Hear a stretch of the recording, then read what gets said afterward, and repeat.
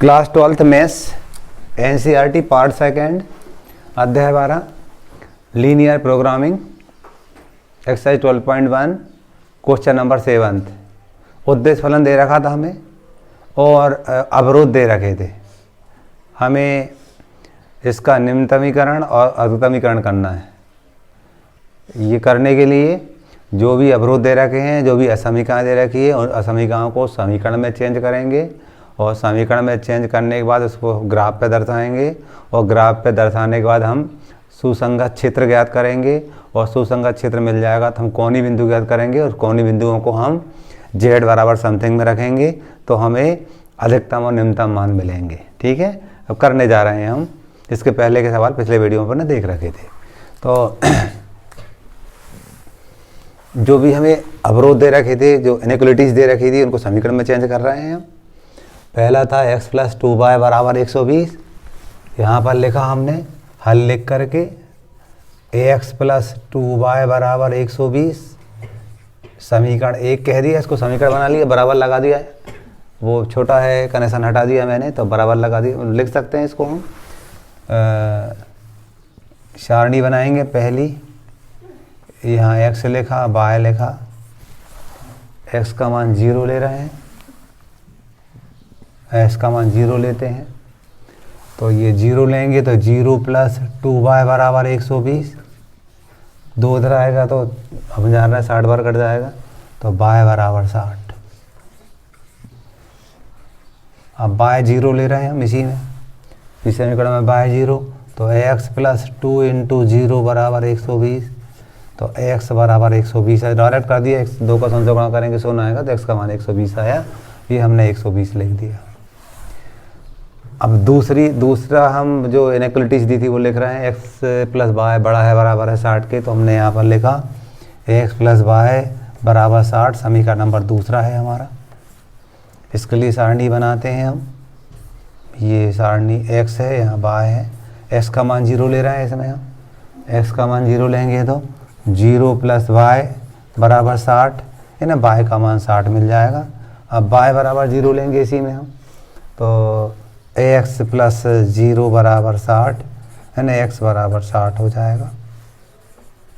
ये दूसरी सारणी हो गई, ये पहली सारणी थी। फिर क्या था, ax - 2y > 0 था, यानी क्या था, ax - 2y बराबर 0 है। इसको ax बराबर 2y लिख सकते हैं हम। ये समीकरण नंबर पक्षांतर से x बराबर 2y लिख सकते हैं, पक्षांतर से बना हमारा। तो ये तीसरी सारणी बनाएंगे यहाँ हम।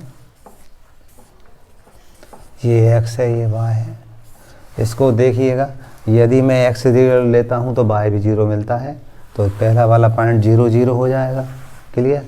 अब दूसरा 0 तो लेने से रहे हम, पहले x 0 लेते फिर y 0। अब ऐसी कोई स्थिति बनते दिख नहीं रही हमें, तब क्या करेंगे, यहाँ जो आंकड़े बड़े बड़े दिख रहे हैं 60 120 60 120, हम क्या करते हैं, यहाँ y के स्थान पर मान लीजिए 10 ले रहा है। कितना ले रहा है, 10 ले रहा है मन से। तो जब y 10 लेंगे ना हम तो s का मान 20 हो जाएगा।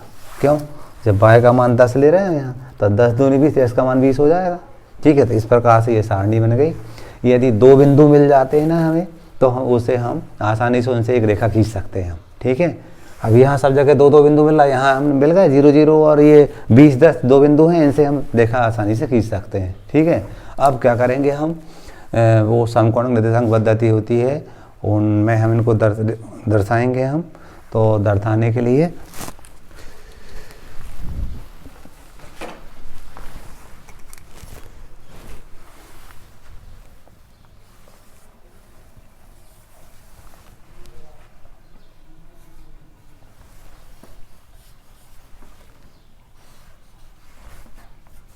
हम जानते थे x धनात्मक होता था, ये x ऋणात्मक होता था, ये y धनात्मक और y ऋणात्मक। अब क्या करेंगे, पहला दर्शाएंगे 0 60 60 y का है। क्योंकि 60 का जो स्केल तो होता नहीं है तो पैमाना मानना पड़ता है। पैमाना मानना पड़ता, हम मानेंगे एक, चूँकि सेंटीमीटर में होते हैं, जो ग्राफ कापी पर निशान खाने जो बने होते हैं सेंटीमीटर में बने होते हैं, तो हम क्या करेंगे 1 सेंटीमीटर बराबर 10 इकाई मान रहे हैं। ठीक है, x पर y अक्ष पर 1 सेंटीमीटर बराबर 10 इकाई। यहाँ पर हमने स्केल माना, पैमाना माना x व वाई अक्ष पर 1 सेंटीमीटर बराबर 10 इकाई, ऐसा मानते। तो ये 60 था, इन्हें बाएं पर 6 पढ़ेंगे हम जब 60 आएगा अनुमान से। 10, 20, 30, 40, 50, 60, ठीक है।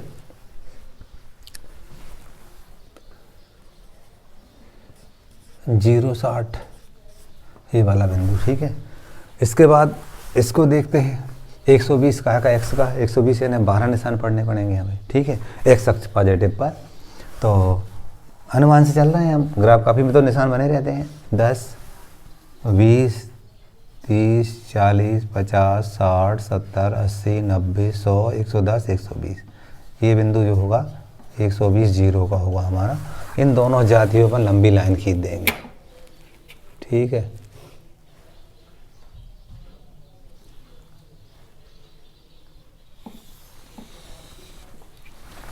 और थोड़ा बढ़ा दिए, अब मैं फ्री हैंड कर रहा हूँ, अब स्केल से बढ़िया आपसे बनाते बनने की, क्योंकि आपके पास ग्राफ कापी होगी और उसमें स्केल चल जाता है, ठीक है। ये तो अनुमान से बना रहे हैं, बड़ा बना रहा हूँ ताकि सबको दिख जाए।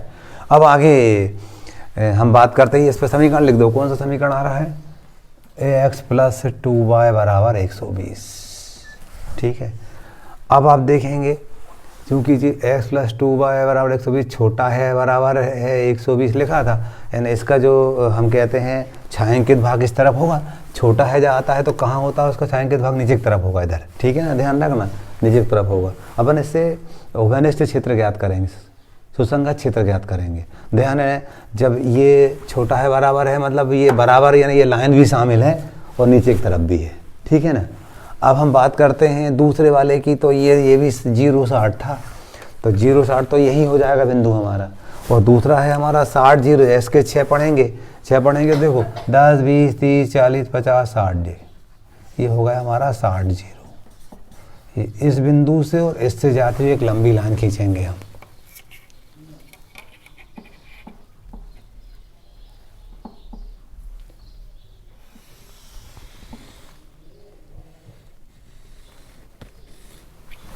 ठीक है, ये दूसरी हो गई। और क्या था?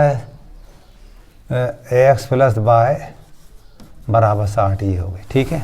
अब देखा इसमें बड़ा है बराबर, तो ये कहाँ जाएगा? ऊपर की ओर, इस छायांकित भाग इसका ऊपर की ओर होगा, ठीक है ना, इसका नीचे की ओर था, वो लाइन भी शामिल है अपनी, ठीक है। अपन सुसंगत क्षेत्र ज्ञात करने के लिए तो विचार करते हुए भी जा रहे हैं अपन। अब आगे बात करते हैं हम x - ये वाला 0 0, 0 0 कहाँ होगा? यहाँ, ये बिंदु हमारा 0 0 होगा, ठीक है। अब दूसरा 20 10, 20 10 हम देख रहे हैं, 20 यानी x के होंगे, यानी 2 निशान और y का 1 निशान। तो देखो ये 20 होगा यहाँ और ये 10 होगा। ये कहाँ है? कटना बिंदु यहाँ कहीं आ रहा,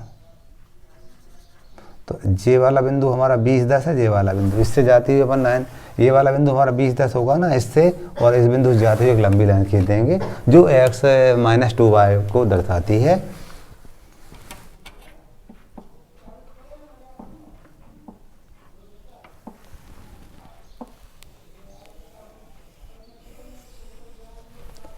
इस टाइप से ये हमारी x - 2y = 0 इस समीकरण को दर्शाता है। अब चूंकि बड़ा है बराबर, तो ये कहाँ जाएगा? ऊपर की ओर, लाइन भी शामिल और ऊपर की ओर भी जाएगा, ठीक है ना। अब हम कहते हैं सुसंगत क्षेत्र कौन सा होगा। ये बहुत महत्वपूर्ण बात होती है कि कौन सा सुसंगत क्षेत्र होगा, कोणीय बिंदु कौन से होंगे।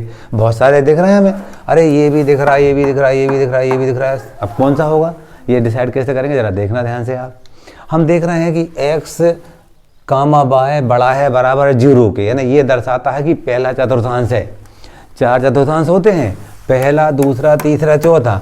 ये x, y बड़ा है बराबर है 0, तो पहला चतुर्थांश है, यानी वो क्लियर हो गया हमें कि पहला चतुर्थांश है ना, इसमें बात होगी, वो सुसंगत क्षेत्र इसके अंदर होगा ये डेफिनेटली, ठीक है। अब अपन बात करते हैं इनकी कि कौन कौन सी बात अपनी समाहित है, देखना। पहले हम देख रहे थे कि x + 2y छोटा है बराबर 120 के, जे वाली लाइन है, तो ये छोटा बराबर तो नीचे की ओर आएगी, कहाँ आएगी? नीचे की ओर, ठीक है। और x + y बड़ा है बराबर 60, तो जे कहाँ जाएगी? ऊपर की ओर जाएगी, सही है। या तो जे होगा या जे होगा, ठीक है, देखते हैं कौन सा डिसाइड तो होगा कि जे होगा या जे होगा। अब देखना आगे एक्स माइनस 2y बड़ा है बराबर 0, 10, ये लाइन भी होगी ऊपर भी होगा। ठीक है, लाइन भी होगी मतलब ये वाला, ये जो क्षेत्र है ना, ये जो मैं बना रहा हूं, ये हमारा सुसंगत क्षेत्र होगा। मैं इसको डार्क कर रहा हूं, मैं छायांकित कर रहा हूं, ये हमारा सुसंगत क्षेत्र होगा। क्लियर। आप कोणीय बिंदु की बात करते हैं, कोणीय बिंदु आप देख रहे हैं बाय एक्स भी समाहित है, ये भी है, ये भी है, सारी मोस्टली बातें इसमें समाहित है। आप थोड़ा अपनी भाषा में बात करते हैं तो जिस सारी बातें हैं इसमें समाहित, देखो सारी बातें समाहित, ये दिख रही है, ये भी, ये भी, ये भी, सब बातें दिख रही है हमें, अधिकांश बातें समाहित दिख रही है इसमें। अब इसमें कोणीय बिंदु की बात करते थे, ये मान लो ए है हमारा, ए के निर्देशांक तो हमारे 60 0 है, जे हमारा बी है, मान लो बी का क्या है हमारा 120 0 है, जे नहीं मालूम ये क्या है, सी है, सी किससे मिलके बना है, सी इस रेखा और इस रेखा कटन बिंदु है, इन दोनों रेखाओं को हम विलोपन से हल करके एक्स वाई के मान निकालेंगे, वो सी मिल जाएगा हमें। ठीक है ना, तो इन दोनों रेखाओं को मैं हल करने जा रहा था। ax माइनस 2y बराबर 0 मान लो समीकरण 1 है हमारा, और ax प्लस 2y बराबर 120 ये समीकरण नंबर 2 है हमारा। इन दोनों को विलोपन से हल करूंगा तब सी बिंदु मिलेगा हमें। तो ये 2y से 2y कट गया, 2x बराबर 120, x बराबर 60 आ गया। 60 को मैं यहाँ रख दूंगा, तो देखना 60 ऋण 2y बराबर 0, ऋण 2y बराबर ऋण 60, तो y बराबर 30, तो 30 आया। 60 और 30 ये जो बिंदु है क्या है, इसके निर्देशांक 60 आए और 30 आए। ठीक है, इसके आगे चलते हैं, जे वाला देखते हैं, जे वाला ये मान लो डी है हमारा, कौन सा बिंदु है, डी। निर्देशांक क्या होंगे, डी देखो कौन कौन सी लाइनों कटान बिंदु है। हमने देखा डी इस रेखा का है, x प्लस वाई बराबर 60 का है, और x माइनस 2y बराबर 0 का है, तो इसको भी हल कर ले रहे हैं हम।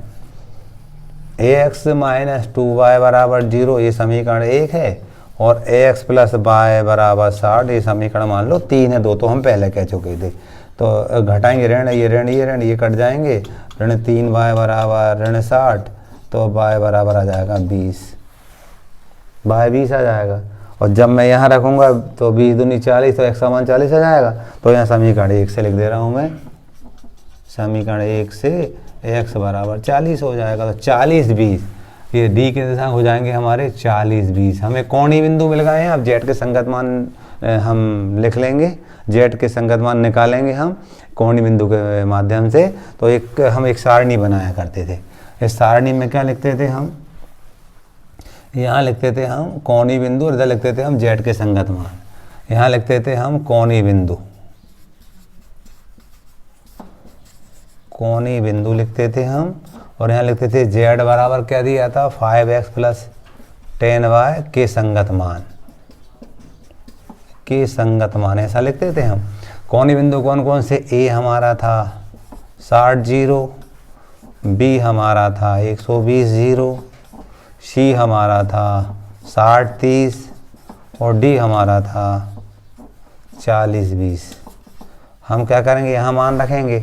जैसे ही हम 60 0 रखेंगे तो ये हो जाएगा जेड का मान हमारे पास, देखिएगा आप,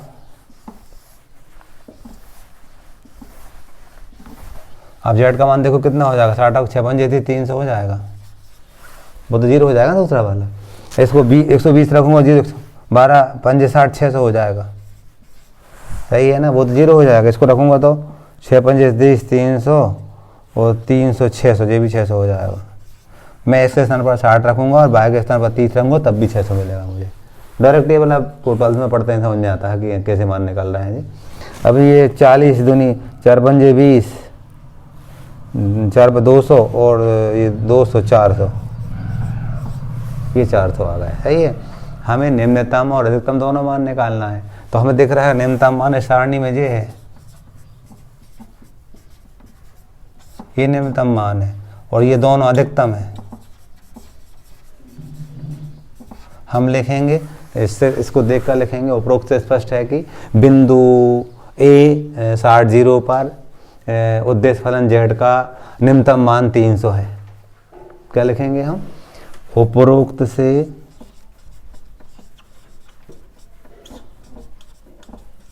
स्पष्ट है कि बिंदु ए 60 पर z का निम्नतम मान 300 है। पहला आंसर हो गया। निम्नतम अधिकतम भी निकालना था तो हम लिखेंगे तथा बिंदुओं कौन कौन से B 120 0 तथा C 60 30 को मिलाने वाली